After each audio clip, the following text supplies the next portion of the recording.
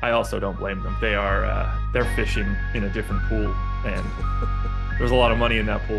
Yeah. And we are live. Welcome to the MLB Strategy Show. It is Wednesday, September 28th. I am Josh Engleman. I am joined by Adam Scherer. We are brought to you by Prize Picks, and we're running it back today. Another 12-game MLB slate.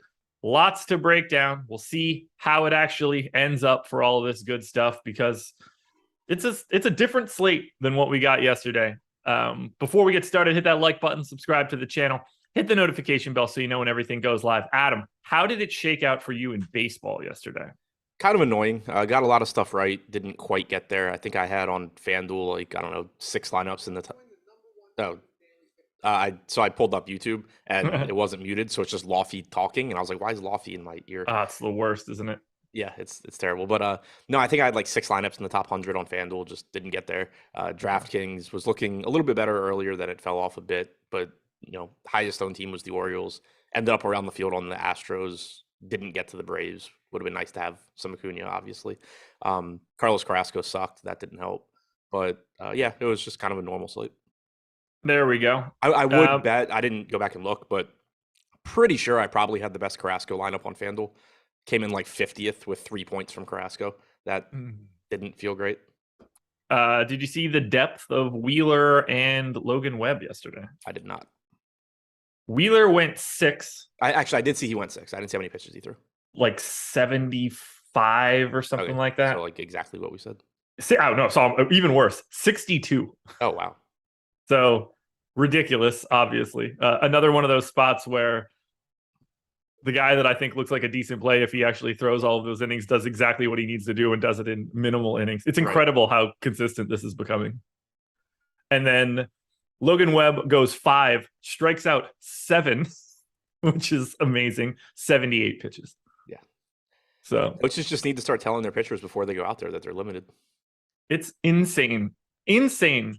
That when we have these conversations, it would be interesting. I wonder if Velo ticks up for those guys in situations like that. I kind of mentioned it when we talked about Webb yesterday, but like, if you tell, it's the same reason guys become better when they turn into relievers. Like, if you tell me that I'm throwing 60 pitches no matter what I do, there's no reason that I'm not just emptying the tank as opposed to trying to, save some for the seventh. At the very least, you're letting it go on like out pitches. Right. Like maybe you're not just starting it off, just really, digging down and trying to do whatever. But when you get 2 strikes on somebody, you might be going for a little bit more than you would be if you thought you had to go 8 or something. Yeah. There's probably something there. I mean, that's a stat project that would take a very long I have no idea time. how to quantify it. Like, oh, he's on a pitch count, so let me pull back his innings projection, but then bump his strikeout projection. Like, there probably is something there, but I don't. And honestly, like, it's probably marginal in that spot too, where like even if you're projecting the guy for 2 less outs but 2 extra percentage points of strikeout rate, like that might not also matter at all. Right. Yeah. They probably offset each other. Anyway, we got 12 games to get through, limited amount of time to do it. So you ready to get started? Yep. Nats and Braves, 3.6 run implied total for the Nats, 5.1 for the Braves. This feels familiar. Josiah Gray and Jake Odorizzi going in this one. Gray basically unowned against the Braves and should be. Odorizzi pulling 11% ownership at 5,400. I think that makes sense as a value arm. I don't know how much you need it. He is the preferred pay down option from an ownership perspective right now. I think if you're going to pay down, I think it makes sense. I just don't know if I want to even do that. Yeah, he's cheaper than he should be at 5,400. He's not a very good pitcher. He's another one of these pitchers that we've seen kind of take a step back in strikeout percentage, but then also find a way to start mitigating power a bit. In the past, he would give up a lot more power than he has this year. 159 expected ISO to righties, 127 to lefties. He's kind of just a guy, but at 5,400, like, I don't know, he should be 6,500, 7K, somewhere in there. And then it's a good matchup against the Nats as well. So like you said, solid pay down option. Don't know how much you really need to get there. I would say kind of comparable to Herman Marquez last night, where just clearly mispriced, but also not the most exciting pitcher to get to, and just kind of ends up showing up in 10% or so of lineups. It's definitely exciting, in my opinion, to get to the Braves, number 1 in top stack, 3rd in ownership right now. So they're actually looking mildly under-owned. I have them as my top stack, but a couple percentage points behind where we have them. I think they still look good. I'm still getting to Atlanta. I'm a bit over the field at this current mark. I assume you're with me. Yeah, they look good. I think this is a really interesting matchup just from a, like, what players are good at standpoint, because Josiah Gray has been good against right-handed bats this year. 154 expected ISO, 25% strikeout percentage. It's lefties that have really lit him up. 288 expected WOBA to righties, but lefties 266 expected ISO, 363 expected WOBA. Most of the power in the Braves lineup is right-handed, but it's really good. So I'm not saying like Josiah Gray has the advantage. I'm just saying like it is kind of interesting. Maybe he does just go out there and pile up some strikeouts, but I also think you get like 5 combined home runs from Matt Olson and Michael Harris. Like, this is such a ridiculously good spot for those 2 guys in particular, just really, really good left-handed hitters against a guy who cannot do anything to mitigate damage from lefties. So, I mean, I obviously like Acuna, Swanson, Riley, whoever's catching, but Matt Olson and Michael Harris stand out in a way that you're typically just not going to get. Yeah, I've got it in as Eddie Rosario at catcher, which would be another lefty bat, and that would certainly work. You have Eddie Rosario at catcher? Oh, I don't know why I don't know why I said catcher. I have Eddie Rosario in as another lefty bat. I don't know why that I said catcher. Did you say catcher right before that? I said whoever's catching. Yeah. Okay, yeah. Somehow that incepted into my brain while I was talking, but that would make a third bat who's got enough power for that to be interesting as well. Yeah. So, but like he'd be a good play, but like Olson and Harris are just like, oh yeah, no, completely different level for Olson and Harris for sure. I don't have much else to add. Like, whether or not I end up with them is more of a discussion about ownership, but I think it's pretty clear that they are one of the top teams that you can get to today from a hitting perspective. Yeah, and to clarify, Sean V said Gray's given up 16 homers to righties. He's allowed a 198 actual ISO to righties. His expected ISO is 154. It's lefties, though, that like he's allowed a 198 actual ISO to righties, 332 to lefties. He gives up power to righties, but he's much, much better against them. His expected numbers suggest he's gotten pretty unlucky. Lefties, his expected numbers suggest he's gotten unlucky, but 266 is the like regressed number. Like, it's just absurdly bad. And Nats Park plays up righty power a lot more than it plays up lefty power. So it should look a little bit worse just from that. Not necessarily a skill set perspective, but you're just going to naturally see more home runs to righties. Nats bats, they're kind of the opposite in the Braves in that they don't have a really high top stack odds, but they are basically free. They are third in top value. I actually had them second, even higher than that. They're not really pulling any ownership. I don't mind filling out here against Odorizzi with some value Nats bats. Yeah, same boat for me. I got to them a little bit yesterday, over the field, but nothing crazy. Same kind of thing here. They've been batting CJ Abrams higher in the order. If he's hitting second again, you have a $2,200 very highly regarded prospect at shortstop. That's going to look like a good value. Lane Thomas, Luke Voigt, we know those guys have some upside. Joey Meneses is expensive, but he has power as well. So not any sort of a priority, but I do think that if they're not going to pull ownership, then at the very least, they're a decent team to round out some lineups with. We're on the same page there.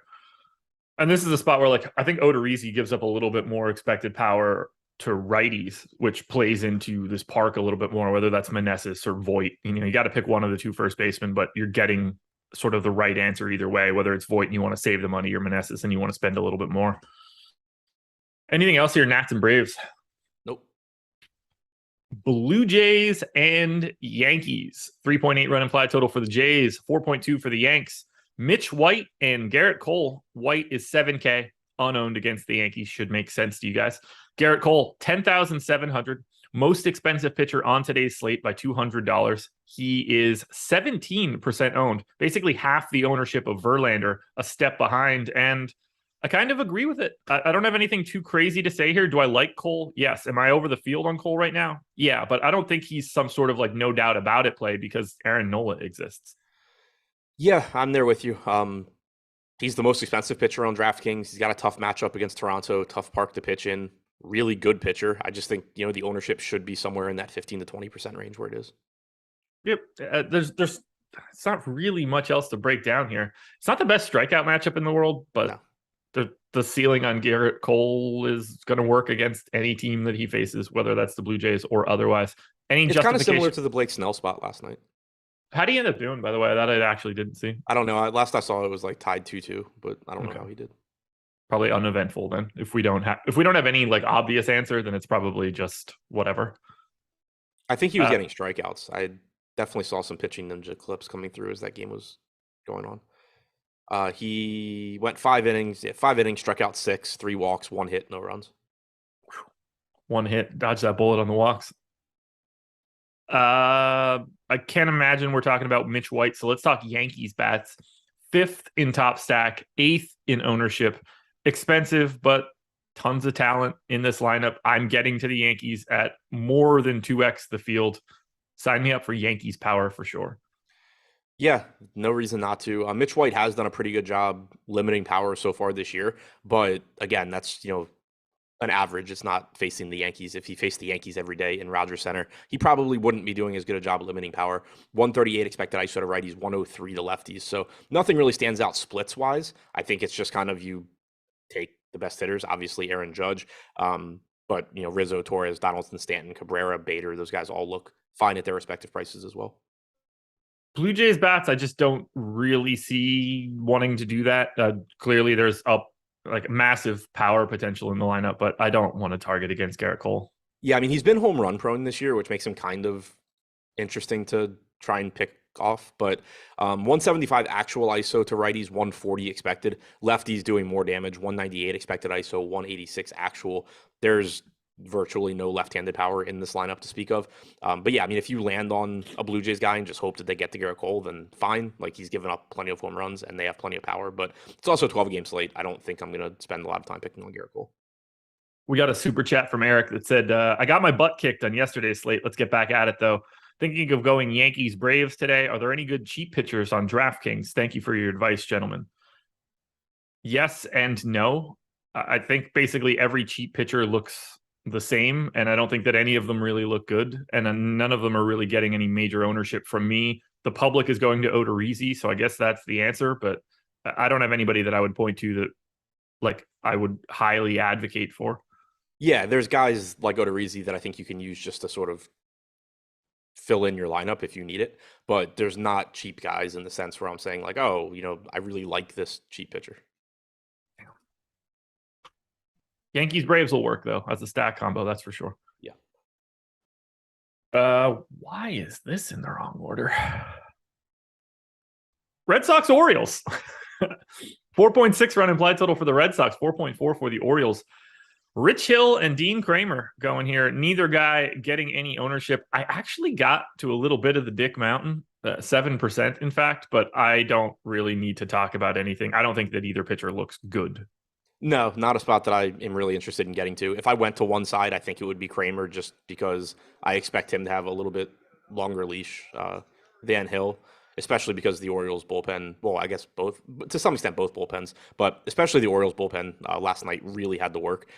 Outside of DL Hall, like nobody could get outs, period. So I would think that if Kramer's pitching well, they would love for him to give you, a 7 or 8 inning outing here, but still just not a spot that I think I'm likely to get to. Tough matchup against the Red Sox. Sean V's boy James Caprillion finished with a crisp 11.5 fantasy points yesterday. Couldn't have seen that one coming. Wild how he hit his projection. Not enough Ks. He actually struck out 5. He also just gave up 10 hits in addition to his 3 runs. 6 innings, 10 hits, 3 runs, 5 Ks, no walks. Yeah, kind of like he's a not very good pitcher that is going to just have average games. Kind of. I liked this game yesterday for offense. It certainly delivered. I like this game again today for offense, but in a little bit of a different way than the public's going. We've got the Red Sox number 2 in top stack. We've got the Orioles 3rd, but we've got the Red Sox also 2nd in ownership at 13%. Orioles are 4th at 9%. I'm getting to a lot more of your Orioles than the Red Sox, but I am getting to both sides.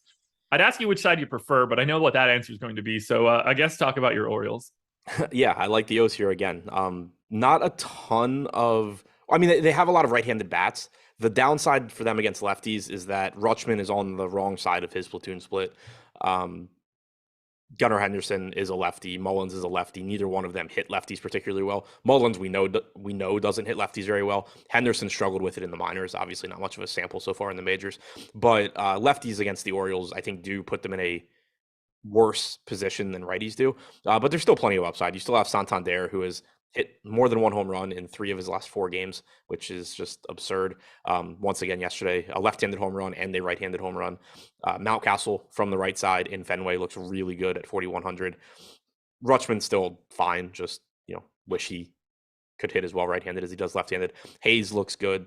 So it's still a team that I like getting to because they're pretty inexpensive, and they do have some MPE with Gunnar Henderson. It's unlikely Ramon Urias will be in the lineup today. Had a monster game yesterday through 3 at-bats, home run, triple, single, then left the game with an injury again. So guessing he won't be in there, which makes the lineup look a little bit weaker. So I like the Orioles. I don't think I liked them quite as much as I did yesterday, even though I think Hill is certainly a worse pitcher than Rocca. Yeah, I'm loaded on the Orioles. 17% of my exposure, 22% of my 5-man stacks. I'm getting all things your Orioles. I assume it's because of the implied total and the fact that they get Rich Hill on the opposite side. I do like the Boston side. 6% for me, 5% of my 5-mans. Devers driving most of that ownership, but basically the whole team is 10% owned, and then you get the bump to Devers because he's at third base. Do you expect to just get to everything here, both sides? Yeah, I think that's likely. I thought that yesterday too, and then didn't get to Boston because of the ownership. And right now, I think that's a possibility as well. 13% projected ownership, only 8% chance of being the top stack. But if I can find lineups, that get to them and don't, that get to them and have contrarian pieces elsewhere, I still think it's a perfectly fine spot. Kramer's another one of the young Orioles pitchers that seems to have improved some stuff as the year has gone on. Overall this year, 128 expected ISO to lefties, 156 to righties. Certainly don't think he's a horrible pitcher, but plenty of upside for the Red Sox. Tristan Casas is still 2,300, just stupid price tag there. Tons and tons of power. Devers always looks good. Bogarts is always a top shortstop option. So it's still a pretty appealing team to get to. I don't think I have anything else here, but hopefully they blow up the same way they did yesterday, because this is going to be a spot that I'm going to be at for quite a bit of exposure. 23% of all of my exposure right now. Yeah. Could be Travis said if Stowers is hitting 9th, does he have enough power to play outside of stacks? Yeah, that's kind of all he has is power. Like he's either striking out or hitting the ball hard somewhere. I'd be very surprised if he's in the lineup against Hill, though. All righty, guys. Schedule for the rest of the day. NFL strategy show ownership edition coming up after this at 11 a.m. Taking that first glance at projected ownership for this Sunday's games. Got the MLB deeper dive back at 5 p.m. MLB live before lock coming up at 6. And then that's it. It's standard issue day today on this Wednesday. So I hope you guys enjoy it. Free content. Since you're watching this one, I think it's important to know that MLB ownership is free for today. We also have PGA ownership free for the Sanderson Farms that kicks off tomorrow. Mets and Marlins, 4-run implied total for the Mets. 2.9 for the Marlins, Taijuan Walker and Jesus Luzardo going here. Both guys basically the same price. I have them with basically the same projection as well. Walker, 18% owned. Luzardo, 9% owned. I would just rather have Luzardo here, even though the matchup is more difficult.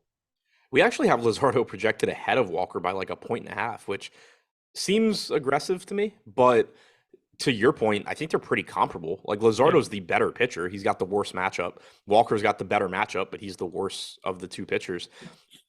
I just like both guys. I don't think there should be that big of an ownership gap. Walker, 18.7% strikeout percentage, 4.1 xFIP, but again, facing one of the worst offenses in baseball. Luzardo, on the other hand, 28.9% strikeout percentage, 3.31 xFIP, better strikeout percentage than everybody except for Garrett Cole and Brandon Woodruff on this slate, but a difficult matchup against the Mets. So, it's kind of just, you're getting like that perceived safety from Taijuan Walker, but I guess it's just a good time to reiterate that nothing is actually really safe in MLB DFS. Like, especially when you're talking about a guy that doesn't get a lot of strikeouts on his own. Like, yeah, he's facing a bad offense, but if he just gets unlucky, gives up a few runs, it's more difficult for him to sort of just salvage his day through strikeouts because that's not who he is. Whereas somebody like Luzardo does at least have really good strikeout stuff. Not that it's a good strikeout matchup, but when you're talking pitching floors, to me, it's a lot more. If you're gonna make that case, it has a lot more to do with strikeout upside, strikeout potential than it does actual run prevention matchup. Ownership here is just wild to me. So I'm going to get to more Luzardo than I am to Walker if that ownership maintains. A lot easier to get to Walker if it flips or something. Yeah, like I would feel better about clicking on Walker's name just because he's facing the Marlins and they have a sub-3 implied run total. But I don't think that there's that much of a difference between him and Luzardo just because Luzardo makes up for the matchup with strikeouts. Do you want to get to either side of this from an offense perspective? Obviously, the Marlins are solid enough value. They are fourth in our top value metric, but I don't find this matchup to be all that appealing. I think Luzardo's good. I think Walker's good enough. This just doesn't feel like the spot. Yeah, tough park to hit in as well. Weather getting cooler also. There's not much that stands out here. Taijuan Walker this year, 153 expected ISO to both lefties and righties. So nothing that really stands out there. It's not like yesterday where I mentioned JJ Bleday against Carrasco because Carrasco just gives it up to lefties. Walker hasn't been like that this year. On the other side for Luzardo, 137 expected ISO to righties, 127 to lefties, striking out 33% of lefties, 28% of righties. There's just nothing that really stands out to me from a hitter standpoint. So then we move on to game number 5, Cubs and Phillies. This one should be pretty easy to talk about. Cubs 3-run implied total, Phillies 4.1. Hayden Wesneski going for Chicago. Aaron Nola on the hill for the Phillies. Nola 9,700. He is my highest projected pitcher. He is projected for 44% ownership. That is the highest number on today's slate. I have more than that. I think it's pretty clearly the best spot on the day. The Aaron Nola, yeah, agreed. Yes. 9,700, good matchup against the Cubs. 44% ownership is aggressive, but Nola's a really good pitcher. He's got the fourth highest strikeout percentage on the slate at 28.7%, 3.8% walk percentage, 2.84 xFIP. Doesn't give up a lot of power. There's plenty of strikeouts in the Cubs lineup. Weather in Chicago, it looks like it's supposed to be in the 50s with the wind, if anything, blowing in. 2.7 implied run total. It's really difficult, I think, to get away from Nola. Yeah, it just looks fantastic. The fact that he's $1,000 cheaper than Garrett Cole, and I think projected better than Garrett Cole, says all you need to know about today's slate. Like, I got him projected ahead of Verlander. I don't know where we have him in our stuff right now. I know we'll get there once we get to the Astros, but it's just so easy to get to Nola at 9,700 and a good strikeout matchup and good he's checking off every box. Yeah. I assume I'm going to just want to stack up the Cubs if you're playing Nola, but other than that. Yeah, I mean that's typically the way to go. Yeah, it's one of those like he's checking off every box, which kind of scares me because it's baseball and it just means he's going to score like 4 fantasy points and the Cubs are going to be the winning stack. But there's just nothing I can point to here as for a reason I would want to get away from Nola. And just for anybody that's curious, Aaron Nola needs to be in any cash build that you're making today. If he isn't, you're wrong. I promise. Correct. Hayden Wesneski? I'm just kidding. Phillies bats. I mean, we're not talking. Wesneski 7,600. This one's not happening. Yeah, like well, I wanted to talk about it just because I seen somebody mention him in chat and call him like a strikeout machine. He has been through his extremely limited major league sample. There's nothing in his minor league numbers that suggests he's going to be this good of a strikeout pitcher. So I'm not looking at his 26% strikeout percentage and thinking it's real. He's at AAA with the Yankees this year, had a 22.4% strikeout percentage in 19 starts. 4 starts with the Cubs at AAA, had like a 26% strikeout percentage. Zips projects him for a 20.6% strikeout percentage going forward. The bat's at 21.8. Yeah, like he's very unlikely to continue striking guys out at the clip that he has so far. 8th in top stack, 11th in ownership. I actually like them a little bit more as a top stack. I am getting to quite a bit of the Philadelphia Phillies here. Do you like them in this spot against Wesneski? Not particularly. Weather sucks for hitting. 3.8 implied run total. I think that you can make the case for a relatively low-owned stack that includes, Schwarber, Harper, Hoskins. You have Castellanos back. Alec Boehm is only 3,700 with MPE. You have a good, supposedly good at least, hitting catcher in JT Realmuto. But I think it's still pretty tough for me to want to get here a lot. It's just really unfavorable hitting conditions. And I don't think Wesneski's bad. I think he's just sort of like a back-end starter. Okay.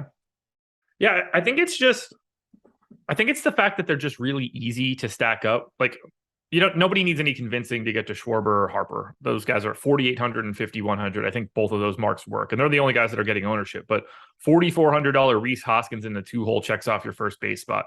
Real Muto, whatever you think he is at this point in time, you're still checking off a catcher spot in the number 4 hole. You get Alec Boehm with the first third eligibility, 3,700.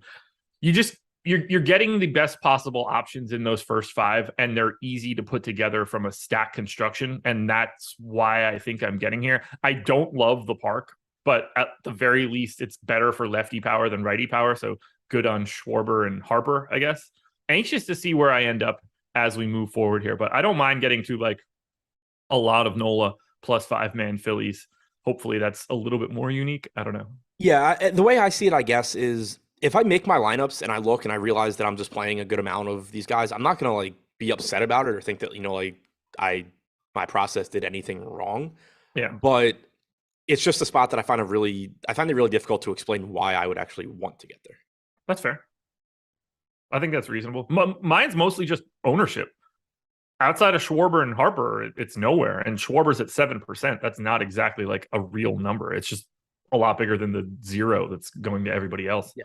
Like I think the case for playing them is simply you have a bunch of proven, talented major league hitters at low ownership against a guy that projects to be a back-end starter. There we go. I don't think we need to talk about the Cubs, right? I am very good not talking about the Cubs. Brewers and Cardinals. This one's going to be a little bit tricky. 3.9 run implied total for the Brewers, 3.3 for the Cardinals. Brandon Woodruff and Jose Quintana. Quintana 6,700 projected for 4% ownership. Might actually be mildly interesting to me as a pay down option if you don't want to get to like Odorizzi. Woodruff on the opposite side, 10K, third most expensive pitcher here, slightly more expensive than Nola. Only pulling 15% ownership right now. I think this one's going to look a lot better once the Cardinals lineup comes out. I'm not confident we see Goldschmidt. I'm not confident we see Arenado here. So I think this is going to look a lot better for Brandon Woodruff at like 5 o'clock tonight. Yeah, I agree with you. Milwaukee, are they still? Yeah, and so Milwaukee's a game and a half behind the Phillies for the 3rd wild card, if I'm looking at this right. Yeah, so whoever wins the NL East has the first, or whoever comes in second in the NL East has the first wild card. Then you have the Padres. Then you have either the Phillies or Brewers. So there's no sort of workload concerns for Woodruff here. The Brewers need him to just go out there and have a game. And to your point, the Cardinals clinched the division last night. You are almost certainly not going to have a real lineup coming from the Cardinals here. It's going to look a lot better for Woodruff than it does right now. Yeah. I think his projection is going to climb. I think his ownership is going to climb. If they don't, they should. His projection is absolutely going to climb, assuming these guys, when you take Goldschmidt and Arenado out, it's just going to get better. I think it's hard to talk about him right now, but once we see that lineup, whether that's on the deeper dive or live before lock tonight, I think the Brandon Woodruff is going to be painted in a very different light. And right now, we still have him projected as the third highest scoring pitcher. Like, even if I don't know, the Cardinals just hate themselves and decide that they all want to play today. Like, even if they run the normal lineup out there, he's still a good play, but they're not going to run the normal lineup out there, and it's going to be an even better play. Who do we have him behind, or who do we have him ahead of? Everybody that isn't Aaron Nola or Garrett Cole. Okay, so we have him ahead of Verlander. Yeah, by like 0.15. Okay, interesting. What do you think about Quintana on the opposite side? I don't really want to bring it up, but at the same time, it's a great strikeout matchup. I don't think he's like total ass, and it's a decent enough value spot. Yeah, he's okay at that price. 18% strikeout percentage against righties this year, 30.7 against lefties. You're going to get a predominantly right-handed lineup in a favorable park for hitting. I actually don't know the answer to this. Do you expect him to be impacted? Like, are they just going to be like, hey, cool, get us 5 innings, go back to the clubhouse, enjoy your hangover, you know?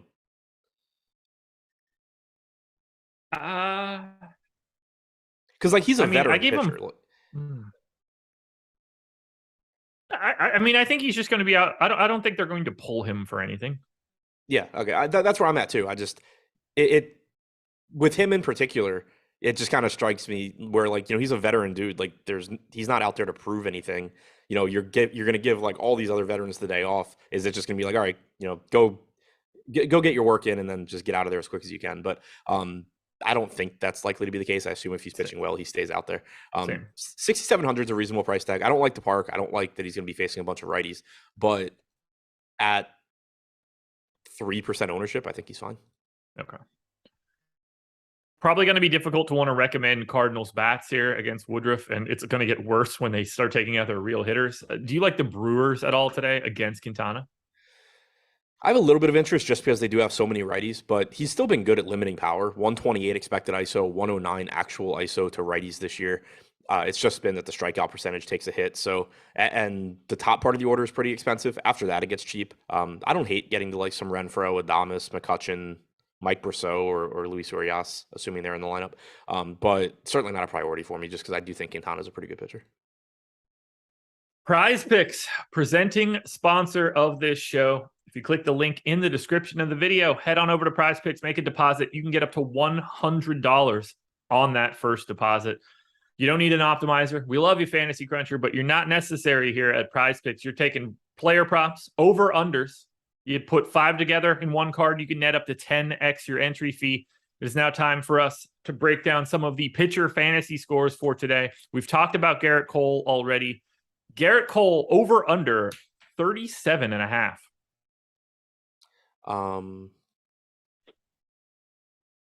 We have him at 37, so slight under. Okay. I'm going to give you 2 more here. These next 2 are pretty interesting. Taijuan Walker, 33.5. It's an under for me, pretty firmly. Can't find him. Yeah, under. Jesus Luzardo, 25.5. Over. I got the over there as well, but I do think that it's interesting that there's an 8-point gap between the 2 on Prize Picks from where we sort of like talked them through before. And then let's close it out. One last one.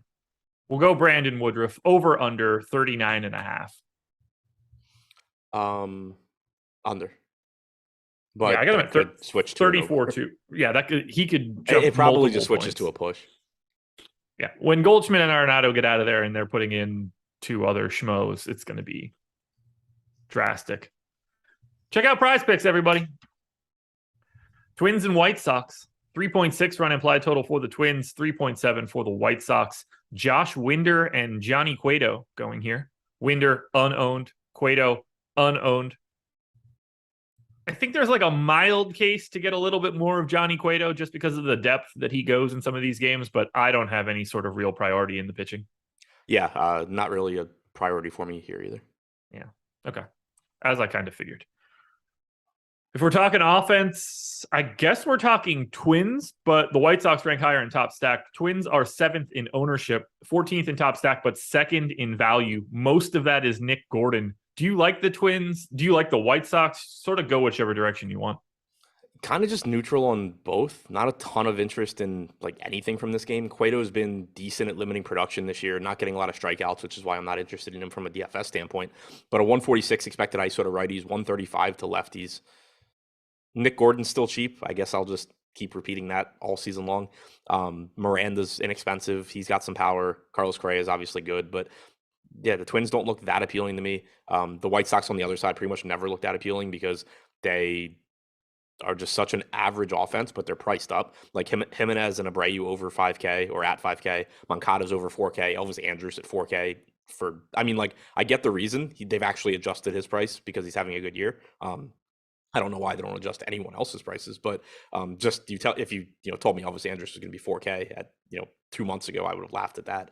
It's just I think pretty difficult to really get to that team. Okay, yeah, I don't have any real interest in what's going on in this one. Little bit of White Sox against Josh Winder does not project very well, but nothing too crazy here. Agreed. Astros and Diamondbacks, 3.8 run implied total for the Astros, 2.7 for the Diamondbacks. Justin Verlander and Zach Gallen. Verlander, 10,500, projected for 35% ownership. Gallen, 9,400, projected for 1.5% ownership. I think Verlander's about right in ownership. I think that we're going to see that Verlander ownership come down when we get Woodruff's to come up. I think those guys are going to end up looking a lot closer as we get towards lock. What are you doing with Verlander? I think he looks pretty good here. I don't like that Houston doesn't have a ton or doesn't have anything really to play for. It's kind of nitpicking, but like you compare him to somebody like Woodruff, where Milwaukee needs him to just go give them a really good start. Houston, I think, is more likely to be like, all right, cool. Like you gave us 6 innings, get out. You're done. But I still think Verlander looks good. The matchup against Arizona is fine, just kind of an average-ish offense. $10,500 price tag, second most expensive behind Cole. He has a 26.9% strikeout percentage, 3.3 xFIP. Right now at 35% ownership, that seems a little bit high to me. Like, especially if Woodruff's ownership doesn't come up that much once we get a Cardinals lineup, I would rather go to Woodruff.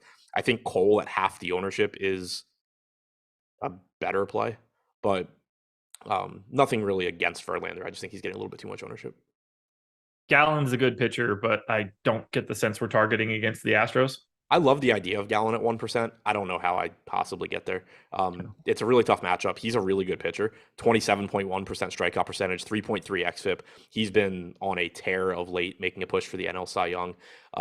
But again, it's just one of those where like, if I were like hand building lineups like 5 years ago, I would be looking at this like nobody's playing Zach Gallen. I'm going to play a bunch of Zach Gallen. And then now that I like have more math based into my process, it's who needs math-based takes in DFS, man? Is that not what we're learning this week? It's more, I love the idea of Zach Gallen, but like he's just not going to show up in my stuff. I got 5%. That's going to be like the equivalent of what I can possibly get to here. But I'm with you. It makes sense on paper the way that we would have done this in 2018. Bats are unowned. There's obviously some upside in the Astros bats, but I don't really want to target against Gallen. I don't want the Diamondbacks against Verlander. So this is a cross-off for offense. Yeah, I don't really see much offensively here. I will just mention it. Same thing I said yesterday. Obviously, Verlander's better than Luis Garcia, but I ended up getting to a lot of Diamondbacks yesterday. I do think if you're going towards a relatively cheap, low-owned, low-probability offense for whatever reason, whether it's just you're trying to play contrarian in large field tournaments or you're trying to balance out high ownership elsewhere in your lineup, the amount of talent on the Diamondbacks does make them somewhat appealing, even in the tough matchup, but I don't anticipate getting a lot of them. All righty. Angels and A's. It's a shame James Caprillion can't pitch again today. Give Sean V another shot. 4.8 runs for the Angels, 3.5 for the A's. Michael Lorenzen and Adrian Martinez. These guys are basically getting no ownership, and that's exactly how it should be. Agreed. Yeah. So it's that simple. Like it's a good matchup for Lorenzen, but I don't really think you need to get there. No. Number 4 in top stack, number 6 in top value, and number 1 in aggregate ownership. That would be the Angels for today. Trout and Ohtani in the 20s. You get Rengifo and Taylor Ward in the high teens. This is not a spot that I'm getting to with that sort of volume. I totally get why it's coming in. You get that combination of top stack, top value, but this seems like a spot where I'm going to be lighter. Yeah, the ownership just sort of makes it tough when you're getting 14% aggregate ownership at 7% chance of being the top stack. I haven't run my stuff yet, but I'm pretty confident I'll have a higher top stack percentage on the Angels just because of the value component and the MPE that Rengifo and Ohtani offer. But that's still a lot of ownership coming in here. It is a good park. It is a good matchup against Martinez. It does look like it's supposed to be relatively warm there as well.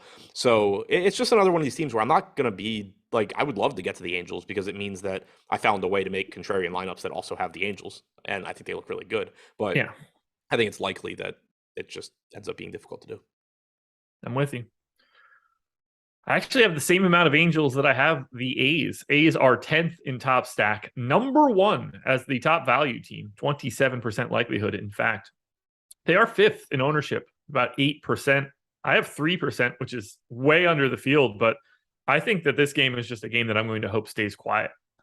Yeah, I don't mind targeting against Lorenzen. He's got about a 19% strikeout percentage on the year. He has only allowed a 109 expected ISO to righties. He's had a lot more issues with lefties, 173 expected ISO, 200 actual ISO. Seth Brown looks good. I don't know why he's 2,700, but he looks good at 2,700. You can always go to one of the catchers, whether it's Murphy or Langoliers. Tony Kemp's cheap with MPE. But I really like Seth Brown individually. The rest of this team is kind of just like they're cheap, they're in a good park, they're facing a mediocre pitcher. Anything else you want to touch on here? Nope. Final day of the program of this promo coming up tomorrow. It ends tomorrow. The promo code is primetime. One big word, all caps. The Stokastic Plus NFL tools for showdown and single game slates are $1. One single buck. You get the showdown lineup generator. You get player and ownership projections, our Discord chat, the lineup builder. This does not include Fantasy Cruncher. That's not in this promo, but you get all of that stuff that I just mentioned, everything you see on the screen for a week for $1. That's going to cover you for Thursday night football, Sunday night football, and Monday night football. A great way to get in behind the paywall at basically no cost to you. You can find $1. Check those couch cushions for extra change. Mariners and Rangers. 3.9 run implied total for the Mariners, 3 for the Rangers. George Kirby and Martin Perez. George Kirby, quite popular in this spot. 8,400, projected for 26% ownership. Let's just start there. Do I like Kirby today? Yes, I do have some Kirby.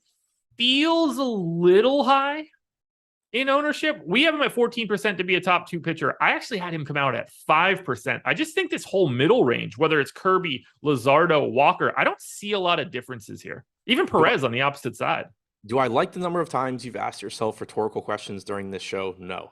But I'm with you on the ownership being probably a little bit high. I also just sort of have concerns about his workload. You know, this is a young pitcher. You're in late September now.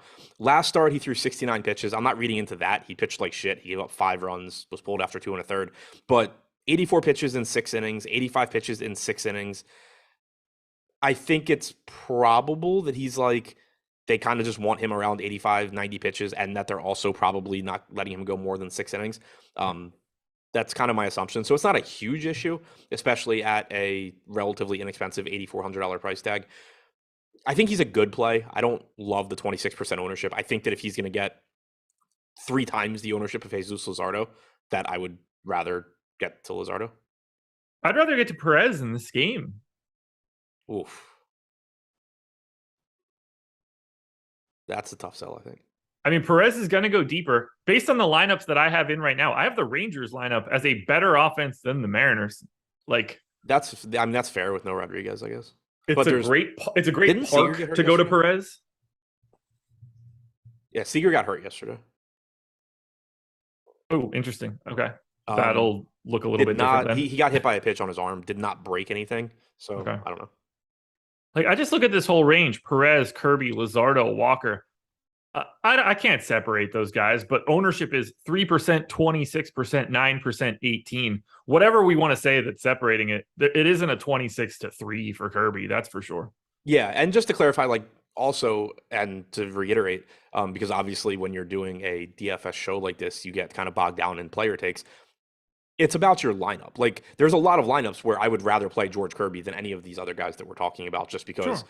I have, you know, unowned Diamondback stack or something. There's no real reason for me to be doing anything other than playing the most likely guy to succeed, which is Kirby out of that price group. But it is close enough between these guys that, like, when you're talking about, if you're talking about having like a bunch of lineups that you're considering, and then you're trying to sort of evaluate them based on, ownership and projection, this price point where you have Walker, Kirby, Luzardo, Perez, all projected similarly, but two of them getting a lot of ownership and two of them not getting ownership, those lineups where you're able to just chop off a bunch of ownership by giving up like a half point of projection or a full point of projection are just going to get pushed up naturally.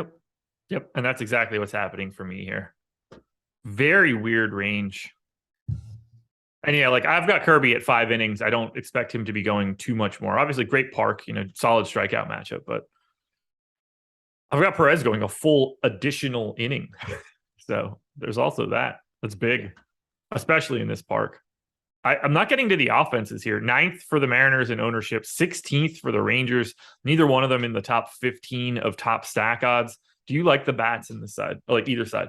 No, this is another one that it's just really tough for me to make much of a case. The park sucks for hitting. Kirby's a good pitcher. 164 expected ISO to righties, 127 to lefties. Perez doesn't give you the same sort of strikeout stuff that Kirby does, but 108 expected ISO to righties, sub 100 to lefties. Also a watered down Seattle lineup with Rodriguez on the injured list. So I think it's a really difficult game to get to offenses. All righty. I think if I went to one, and I'm with you, I think I would get, even though they have the lower implied run total, I think I would get to Texas first, just because, especially if Seager happens to be in the lineup, the names in that lineup are just better. Like Semien, Seager, Lowe, Garcia, Young, Heim, compared to Dylan Moore, Sam Haggerty, Jared Kelnick, Carlos Santana. Like I think the Rangers are just the higher upside offense, but realistically, I don't think I get to much of either. Yeah, I'm not getting to much either, but I would be going to the Rangers if I was going to one of these sides. And I take the benefit of going against the Kirby ownership, even though I think George Kirby is actually really good. Padres and Dodgers, 3.4 run implied total for the Pods, 3.9 for the Dodgers. Joe Musgrove and Julio Urias going here. 8,900 for Musgrove, 9,200 for Urias. Neither guy getting any ownership. Should we be going to either one of these guys? I think it's difficult here. It's two good offenses in terms of the talent in their lineups, and two offenses that are difficult to strike out. It kind of goes back to what we were talking about with the Blue Jays. It's one thing to take pitchers against a good offense that'll strike out. Like you've seen plenty of times where getting to pitchers against the Braves in tournaments is pretty appealing, because when they're not lighting you up, they're just striking out and giving you a ton of fantasy points.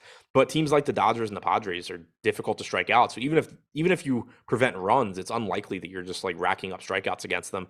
And then neither one of these guys are particularly inexpensive either. So I think that they're both good pitchers. I also think they're both really difficult to roster on this slate. They're kind of in that like Zach Gallen category for me. Yeah, I think that's a decent comp here.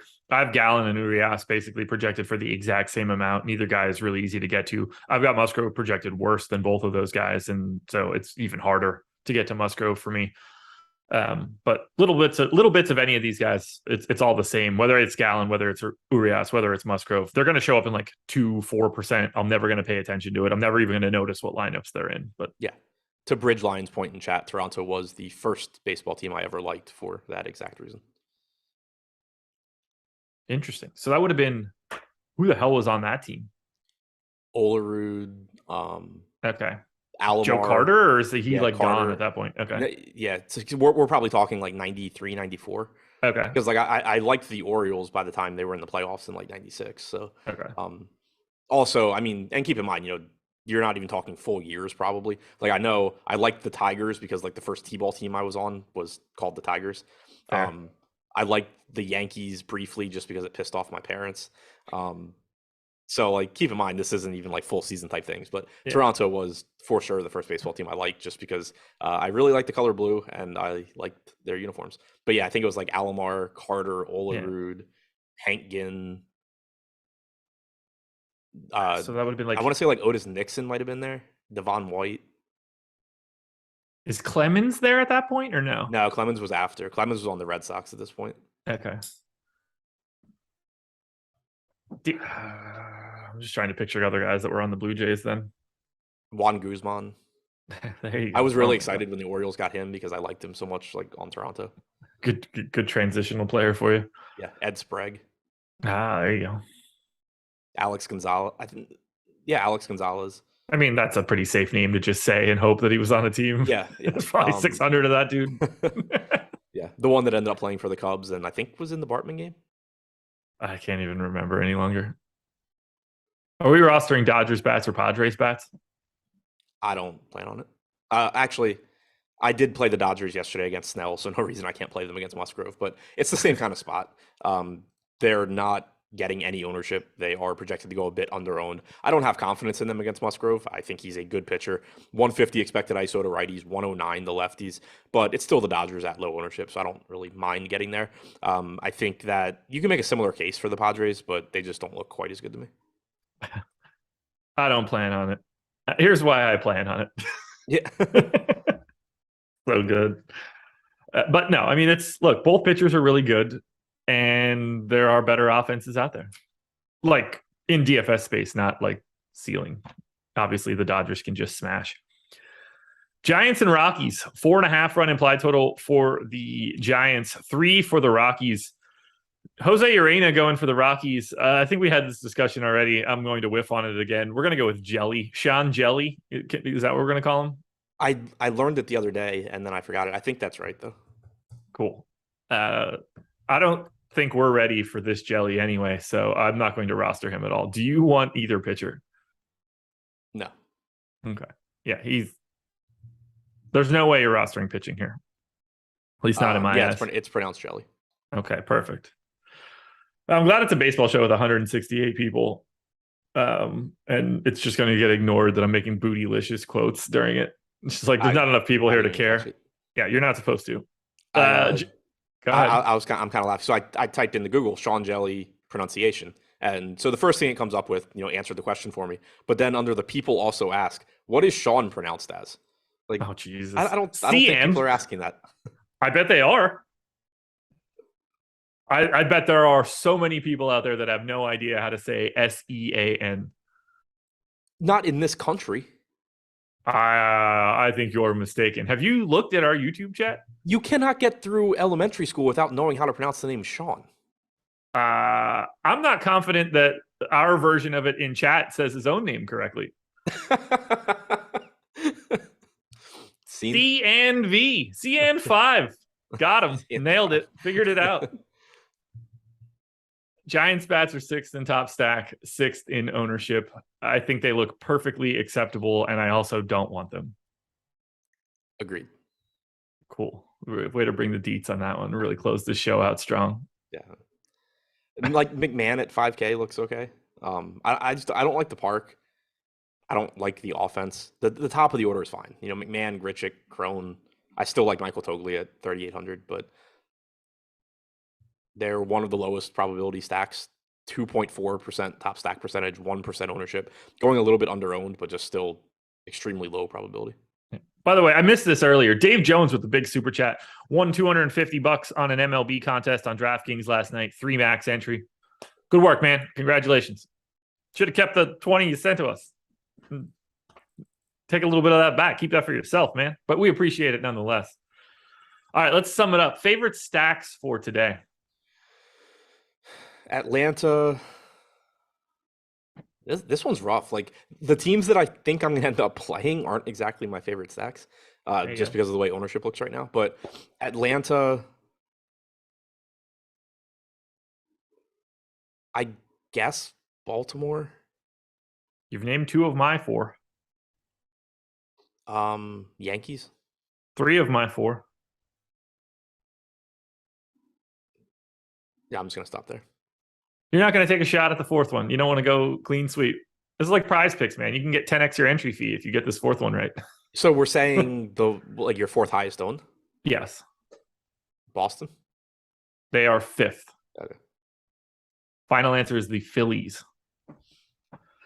Orioles, Phillies, Yankees, Braves are the four most exposed teams that I've got right now. Biggest fade would be the Angels, with close work on Red Sox, A's, Giants, Twins. Favorite pitchers? Nola, Woodruff once we get that Cardinals lineup.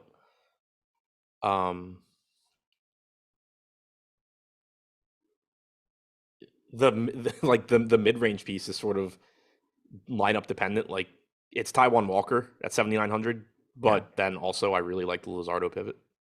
Yeah, I was gonna say I really like Nola, Woodruff. We'll even say Verlander and Cole, and then I just sort of want the second person that I have in that lineup, if it isn't one of those four, to just be any one of these guys that aren't getting the ownership. So not Kirby, not Walker, not Odorizzi.